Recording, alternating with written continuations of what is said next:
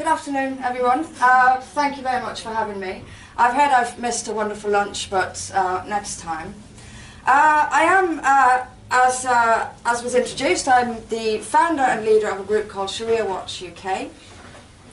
And it was set up to do something that's probably quite obvious by its title, and that is to watch Sharia in the UK. A lot of people don't know quite the problems we have with Sharia in the UK. And those problems are compounded by the fact that we're not allowed to talk about them. And you can think, well, you're talking about it now, so how do you mean we're not allowed to talk about it? Well, we're not, because the price you pay is extremely, extremely high if you are going to talk about it.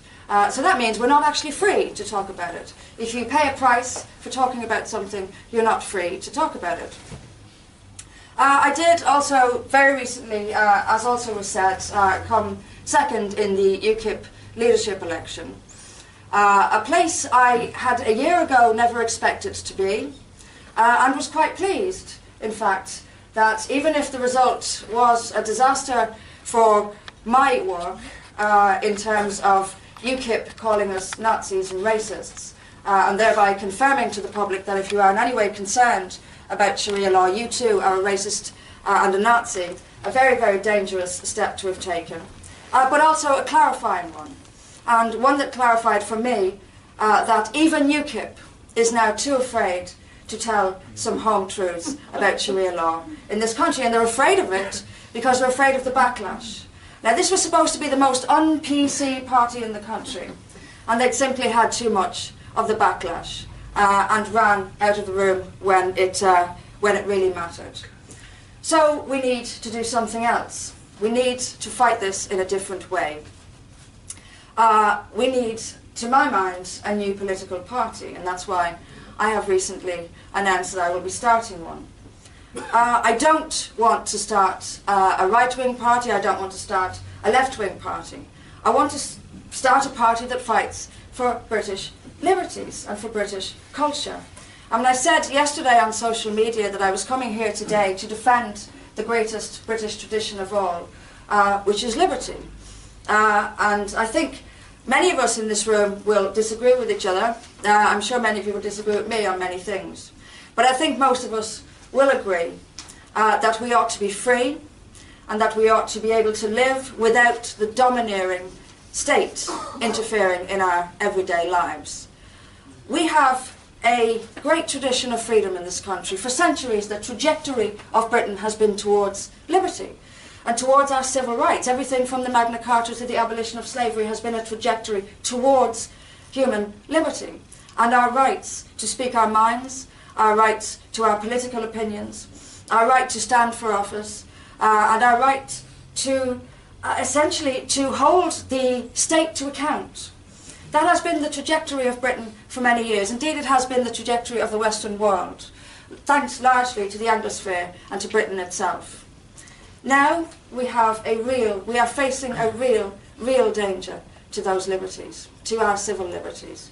So much so that they are already hugely encroached. They are encroached by an alliance that is taking place between the hard left, which is no longer the hard left. It has now mainstreamed itself, thanks to its dominance of the mainstream media. It now looks the norm.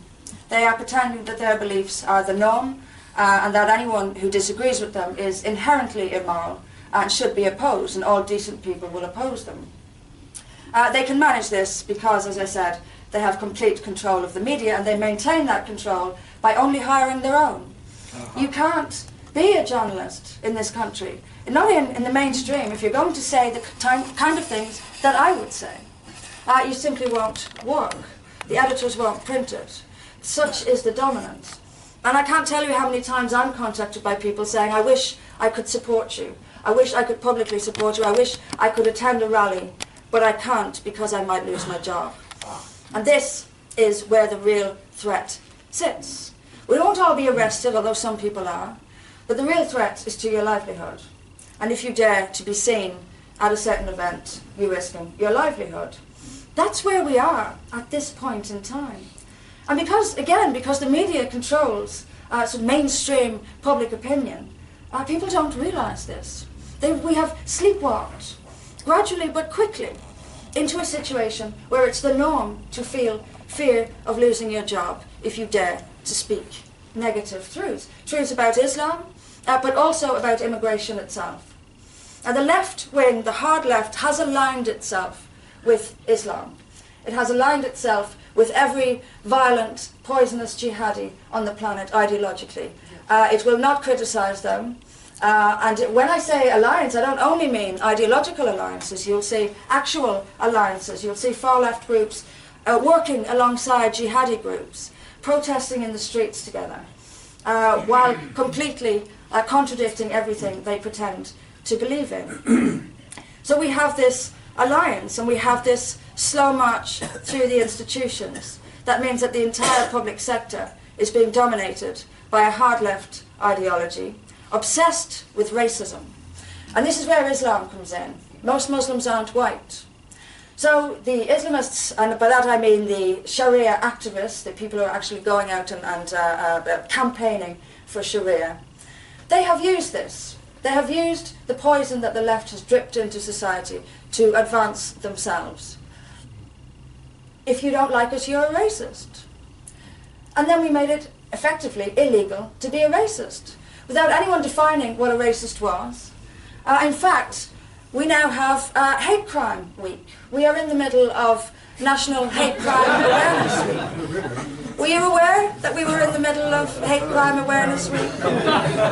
Well, we are. So now you're aware of it. We are all supposed to be aware that calling someone a nasty name is a greater crime than theft or assault. This is what Hate Crime Awareness Week is all about. And it's the truth. This is not, people call me fear-mongering, I'm just repeating what I see. It's the truth. We have police on Twitter telling us how they will track us down if they see nasty tweets from us.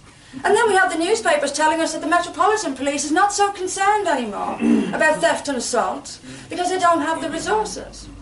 But they do have the resources to make pro-Islam propaganda videos. I watched one and sent one out on social media this morning. Lincolnshire Police made a video about how not all Muslims are terrorists.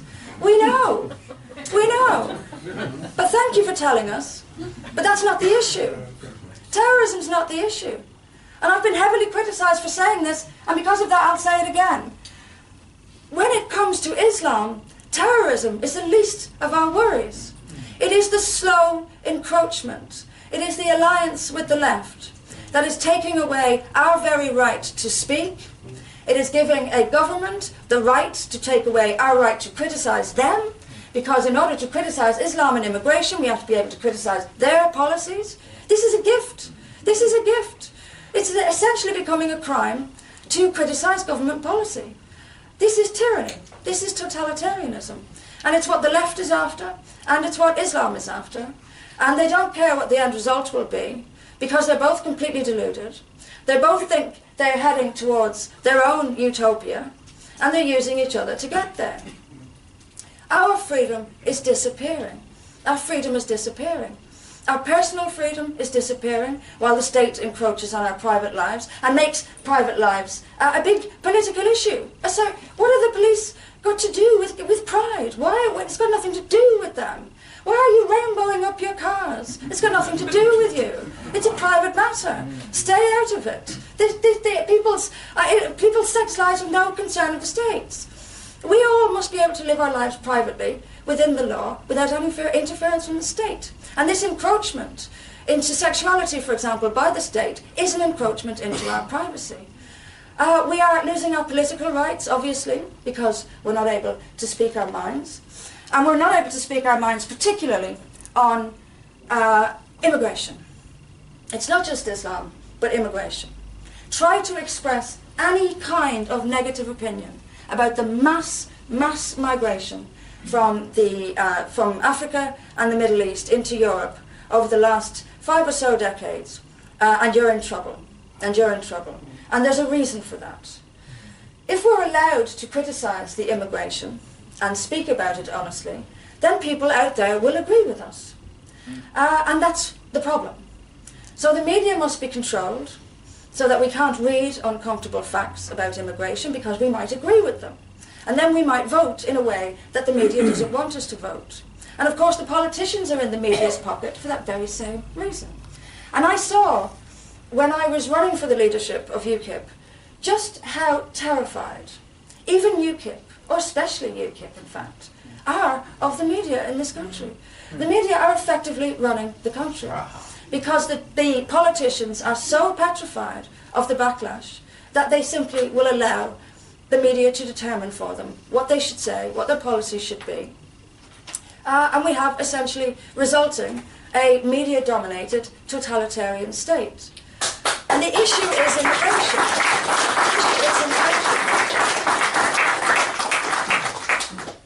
The left in the West has, for generations, if not longer, dreamt of bringing down Western civilization. That's the dream. That's the dream. They want open borders because they're going to completely ignore and dismiss and deny millennia of cultural development, religious development. They're going to completely ignore all of this and pretend that we can all skip hand in hand through the valleys together. There will be no trouble. If only everybody has the same income, everything will be okay. This is their solution. This is the delusion they live under. And this destruction of Western capitalism in particular, is the number one aim of the left. The number one aim of the left. They have no concern whatsoever about who gets hurt along the way. No concern about how many are killed along the way. Utopia must be reached, and they will walk over anyone they have to get there. They are deluded. It is a dangerous delusion. Now, along comes a rising and aggressive global Islam. And it is rising. It goes through peaks and troughs in its 1400 years of existence. It has gone through peaks and troughs. And it's rising now. It's in the trajectory of a peak now. You can see it happening in relatively secular parts of the Muslim world, like Indonesia, for example, which is experiencing a rise in Sharia. And you can see it happening all over the Western world because, of course, of mass immigration, which was never compatible and should never, ever have been allowed. So the left sees this brilliant ally in bringing it down. It's aggressive, it's unforgiving, it's merciless, and it too has an enormous delusion. It is living under an enormous delusion. And their delusion is that the whole world will be Islamic and the whole world will be governed by Sharia law. So, again, the two of them have come together to destroy us. We are in very big trouble. I'm not exaggerating, I'm not fear-mongering. We are in big trouble. Freedom, civilization, Western civilization is in big trouble. And I said yesterday in an interview, and I meant it, that I think that in my lifetime, criticising Islam will be a criminal offence in this country. In my lifetime. And I don't mean through the back door. I mean straight through the front door, without any embarrassment or without any shame. I go through optimism and pessimism. At the moment, I'm feeling quite pessimistic, largely because of the UKIP results, and largely because of the reaction that it brought. One of the reasons that UKIP was so elated and relieved to get rid of me, or to have me there in the first place, was to show themselves as moderates. They had someone that they could compare themselves to and show themselves as moderates. And while doing so, while getting this relief, this release, so finally the press is bullying someone else. It was the payment. It was enough. That was the payment. That was their price. That was their price. So we've had an enormous knockback. Those of us who know about Islam and know about Sharia have had an enormous knockback. So at the moment, I feel slightly pessimistic. I also feel slightly pessimistic when I see Lincolnshire Police putting its resources into making pro-Islam videos. And I also feel pessimistic when I see the Crown Prosecution Service telling us how serious hate crime is, without ever telling us what it is, except to tell us that it is entirely subjective. It has made the law subjective.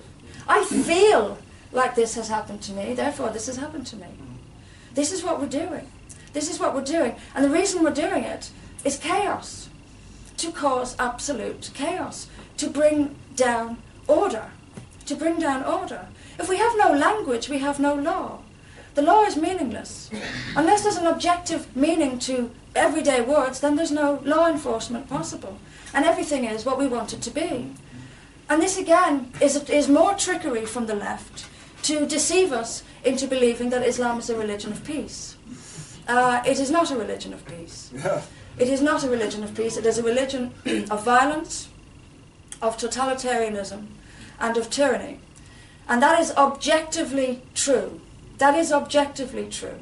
And because that's objectively true, we have to sully the very concept of objective truth. There is no such thing as the truth. Therefore, we have no reality. We have no right or wrong. We have no true or false. We have only chaos. And in that chaos, the utopia rises. And this is not some great conspiracy. I'm not suggesting there's a grand conspiracy going on. It's simply ideology in action. It's simply politics in action. This is the ideology of the far left and has been forever. And they're succeeding. They're succeeding. There are very, very few ways left for us to fight back. Very few ways left for us to fight back. And I'm not altogether convinced that we can. If we rose up as a people, we can. But the fear that is holding people back and that's holding people down is my worry. I worry that we won't be able to face up to the fear and do it anyway. And that is our only chance now. That is our only chance now. Only if we face the media and argue against them. Only if we expose them as the evil doer. We are not the evil here. And the great trickery that has been performed is that the evil has been elevated to the moral high ground and the good has been crushed. And the good is now the evil and the evil is now the good. I have spent the last 10 years of my life protesting against cruelty, against illiberalism, against tyranny, against violence, against the mutilation and rape of children. And that's all I've done. I'm not afraid to name the source of the rape and mutilation of children. I will name a very, very powerful one, and it's the religion of Islam. And because I've done that, because I've told the truth about these terrible crimes, and I've opposed these terrible crimes, I have become the evil one. And those who advocate these things have become the victim. I don't know when the last time a left-wing, virtue-signalling journalist walked up to someone from the Muslim Council of Britain and said, "Do you believe a 9-year-old girl should be married to an old man, yes or no?" They never do it. They never ever do it. They'll come up to me and shove a microphone in my face and say, "You said a religion is evil, you're a racist." But they'll never ever go to the Muslim Council of Britain and ask them what their beliefs are, and then condemn them for their beliefs. A, because they're cowards, and B, because they know what the answer would be, and they don't want to hear it. So we have to face up to these things, but we have to do it together. We have to do it together. Because, you know, only public opinion can change this. Only public opinion can change it. And it's not good enough to hope that the Tories, and certainly Labour, are going to do anything about this. They've told us already they won't. They told us, then they said it a second time, and then they finally confirmed it. There is absolutely no way anyone, any party in the House of Commons at this time is going to do anything about Islam. Absolutely no way. There's absolutely no way. So we need real change. And I want us to go out past the media to reach the people who are impacted most by these things. The media is not going to give us any fair coverage, so you go beyond them. You go beyond them. And what I want to do is, as well as our own media, because thankfully, the internet, the rise of the internet has coincided with this new march for totalitarianism. And it's almost impossible to control. Of course, the owners of the big sites like YouTube and Twitter, they can place restrictions. But the human beings are a creative species. There will always be ways. If Twitter starts to censor too much, something else will come along. And something else will come along after that. The internet is now our greatest tool. And without it, we will be in even greater trouble than we're in today. Just imagine what we would be told if we didn't have the internet. If we didn't have the alternative media, just imagine what we would think. We'd know absolutely nothing. We would be convinced that this was a glorious, multicultural, diverse society. And there were no problems at all with any of this. There certainly wouldn't be hundreds of thousands of young white English girls being gang raped still today without a murmur from the police. We wouldn't know about that if it wasn't for the alternative media. There's no way the mainstream media would ever have told us. So we must make best use of the internet. But also, and I'm old-fashioned on this, I want us to get back out into the towns and cities that are forgotten in this country and arrange public meetings. And I will stand in these public meetings and I will tell people that in Britain today there are more than 80 Sharia courts. We are the only Western democracy with an established network of Sharia courts. They completely ignore British laws, completely ignore them. They live entirely outside them. And the only argument I ever get is, yes, but it's not sanctioned by law. Well, that's the point. That's the entire point. They're living outside the law. Just because Sharia law is not enforced by Parliament doesn't mean it's not being enforced. It is. It is being enforced. And the people running the Sharia councils in this country are known jihadis and Islamists who have been caught several times calling for jihad against the non-Muslim, calling for the end of democracy and liberty across the Western world, including in Britain, and without a peep. Without a peep. How many politicians come out and say, no, you'll never ever achieve this. We will always be free. We will never have Sharia. They never do it. They make some mealy-mouthed excuse about the letter of the law, and then they leave it alone. That's the best, that's all we've got. People don't know either how many young girls in this country have had their genitals cut off. As a crime that's supposed to carry a 14-year prison sentence. But the reason we don't prosecute this crime is very, very simple. And it's the same reason that the immigration has to stop. Because we can't police these crimes. We have at least, according to one report, and I think this is very, very low, but it was generally accepted, 65,000 girls in this country who've had their genitals cut off. How can we possibly pursue this? How can we possibly prosecute 65,000 cases of genital mutilation? If our police did that, they'd do nothing else. And that indeed is the point. It's again one of the points of mass migration, to reduce the authority of the native people, to reduce their authority. The left wants the white majority, let's be frank, to be completely powerless. And one of the ways of doing that is to A, denigrate the culture, which multiculturalism was designed to do, by the way.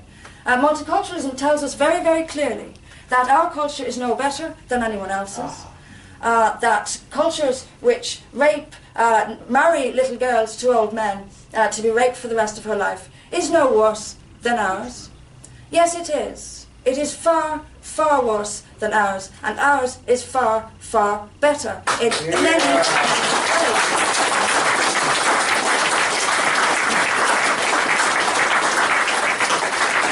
And the idea of multiculturalism was to water down any praise or for our culture, for Western culture, to make us accept inferior cultures as being as good as our own.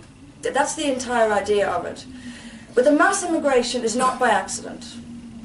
It's not by accident, I believe.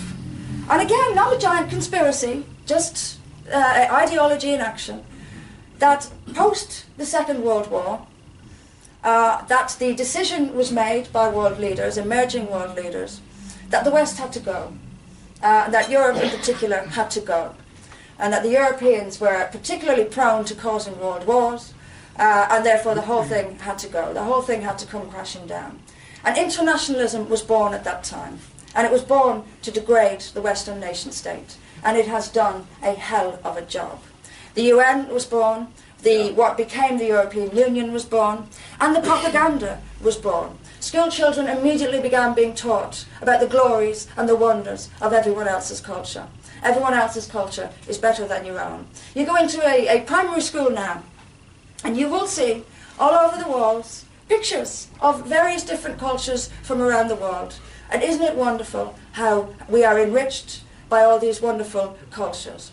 The aim is to denigrate our culture. The aim is to push us into subservience, to pay back, and revenge is what drives it. Revenge is what drives it. And you'll see with these thousands who are coming in to Europe still every day. There are thousands arriving in Europe every single day. The media's gone quiet on it, but they're still coming every day. Through France, or through Spain, through Italy and through Greece. And they're coming with an idea that they are owed by Europe. They are due payment by Europe. They were colonized by Europe. Therefore, all of their problems, no matter how many decades ago they may have had independence, all of their problems are still a result of Western and European colonialism. So they're coming for payment. We are not talking about people who are going to enrich us. We are not talking about people who are going to pay for the elderly's pensions, these lies, and we're not talking about a shortage of workforce either. We're not talking about a labour shortage. What is it, 50% youth unemployment in Spain? If Germany is so desperate for workers, why isn't it taking Spaniards? Because that's not the idea. Spaniards are far too European.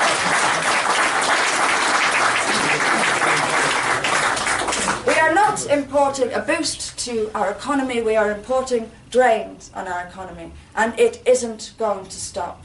It isn't going to stop. It will transform the face of Europe, and not for the better. And if we think that Brexit is going to save Britain from this, then I'm afraid it's time for a reality check. France is how far away? How many people are in Calais and elsewhere in France jumping on trucks every day? This endless sea is not going to stop. And Brexit's not going to save us either. And that's if we get Brexit. I'm not convinced we will. This 5-year delay we've got for Brexit is simply a delay so they can get a second referendum in the meantime. We've seen this trickery before. We've seen it before. We're watching a pantomime now in Brussels. We're watching a pantomime. They're putting on a stage show for the public. Let's let them think. What do we do to let them think we're actually dealing with this? We could have been out of the European Union in 6 weeks. It could all have been done and dusted in 6 weeks. But there was no will on the European side, and there was no will on our side. There is no will. They are disgusted. They are disgusted. How dare we vote against their wishes? This is the totalitarian EU that we're living with. And the EU is responsible for the mass migration. Yeah. It has made business deals with the Arab world for decades now. And part of that business deal was we will elevate Islamic culture in Europe. And again, this is not conspiracy. This is all documented. This is, any one of us can read it if we want to. Europe is to be destroyed. The Europe we know is to be destroyed. And Islam is taking advantage of a weak West, taking advantage of open borders to the West, bringing its, allying itself with the left and using the left's stupidity against all of us by ranting on about racism endlessly, and how anyone who objects to the mutilation of a child is a racist, and it's working. It's working. We are being dismantled. We are being dismantled. And it's all in order to get rid of Western civilization and to get rid of a capitalist economy primarily. To get rid of the capitalist economy primarily. We have very little time to fight back. A couple of decades at most. A couple of decades at most. But we're going to have to face the media. We're going to have to fight the media. This is our enormous task. And we will go around the country, we will reach the people, and we will tell them that their authority is no longer in place. The authority of the British majority is no longer in place. It has been completely undermined, and deliberately so. And the reason why the left won't allow criminal prosecutions for things like child marriage or FGM is because they see it as a manifestation of whites lording it over non-whites. They see it as a form of colonialism. They're essentially insane. They have no care whatsoever. They are. I've said before, it's a mental illness. I've said it before and I'll say it again. I've said it before and I'll say it again. We're dealing with people who are a mixture of narcissistic and self-loathing. And they're also white supremacists. They're also white supremacists. They believe that every non-white is the victim of whites. Now, if that's not white supremacism, then I don't know what is. The intention is to destroy us, and it's working. It's working primarily through mass immigration from societies which are not compatible with ours, which have no respect for us. And while this immigration occurs, our own left wing are telling them not to have any respect for us, telling them that if they are forced to obey our laws, that's a manifestation of white oppression over non-whites. This thing is being it's sucked dry. It's an incredible. It is absolutely steeped. We are steeped in it. We are steeped in it. So much so that we are terrified to speak against it. But we must, and we must. And we must talk about Islam with frankness and with openness, and to say a couple of facts. And I'll finish with a few facts about Islam. Islam has been a conquering religion since its foundations. Muhammad was a conqueror. He conquered lands around him when he came out of Mecca, and Islam has continued to conquer since that time. It does not do multiculturalism. There isn't, no matter how much fake virtue you may hear from Muslim organizations about multi-faith this and tolerance that, only when in a minority. And I would challenge anyone to show me a Sharia state where minority rights are respected in practice. It doesn't happen. We're already seeing what's going to happen to us if this immigration and this appeasement continues. We're already seeing it. We're terrified. We have rape of our own girls in the streets, no punishment. We have terror attacks, forgotten about in a couple of days. Manchester was in the news for a few days. Grenfell Tower was in the news still. It's still in the news. We have a child, very unfortunately, killed on a beach. A child killed on a beach.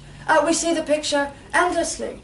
But a child blown to bits in Paris, and we don't see the picture at all. A child torn to shreds in Stockholm, and the pictures disappear. We are being duped. We are being duped by a totalitarian aiming system, which has aligned itself with a government which obviously wants authority. What unprincipled politician wants the people to really have a say? They don't want the people to really have a say. They'd have to do a job. They'd have to do their job if the people had a say. Now, I want this to change. I want to turn this around. I, for one, am tired of reading lie after lie after lie in the newspapers every other day. I am tired of hearing how awful we are and how wonderful everyone else is. I am tired of hearing how awful our culture is and how wonderful everyone else's is. I am tired of white people being degraded and denigrated at every turn. I am tired of it. I don't denigrate people's race. I wouldn't. But likewise, I don't want my race to be denigrated. It's an insult. It's an insult. When are we going to say something? When are we going to say something? When is this too many whites going to be challenged? There is a real race hate going on in the world today, and it's being directed at us. Yeah. It's being directed at us.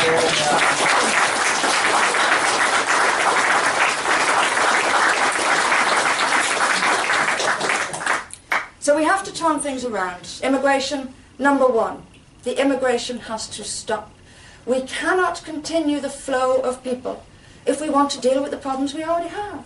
How are we going to deal with what's already in the country if the borders are still open? And they are still open. They are still open. We can't. The immigration has to stop. It's not migration, it's invasion. We need to start, A, closing the borders, and then B, looking at who is already here. If, the word asylum seeker has a legal definition. And I mentioned earlier how the law has no meaning anymore because words don't mean anything. Let's destroy the law. Asylum seeker has a legal definition.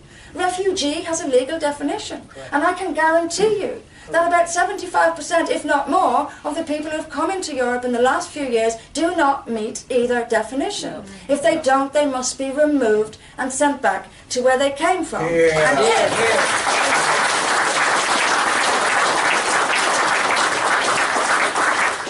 if you don't tell us what country you come from, then you will be held in detention until you do. And no compromise on this. No compromise on this. You either tell us where to fly you back to, or you stay in prison. This is it. You want to go home, we'll send you there, but you are not going to break our laws like this.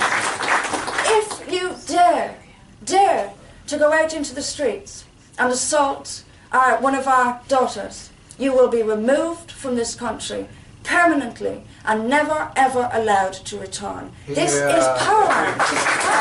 We're letting them abuse it. If you intimidate, try to bully because of religious reasons, if you are burning books and attacking other religions, because you're going to have inter-Islam warfare as well, you will be removed from the country. We will not have it. We will not have it. We will not have religious bullying, Islamic bullying, telling us what we can and can't do, what we can and can't draw. We will not have it. And a historic moment came and was lost with the Rushdie affair. At that time, the British government should have said in no uncertain terms, you are not going to do this. We will write and read and publish whatever we like, whether you like it or not. You will not do this. It should have been said, and instead the government chose the appeasement route. Just as the entire world is choosing the appeasement route now. Look at the United Nations. Look at the United Nations. How inclusive the United Nations is, that it has on its Human Rights Board countries that cut off your head for saying the wrong thing. On its Human Rights Board. How inclusive that is. Nobody from Saudi Arabia should be allowed anywhere near the UN building, much less allowed to sit on its boards. If it had an ounce of principle, Saudi Arabia would be nowhere near it. Nowhere near it. We have to find a voice again.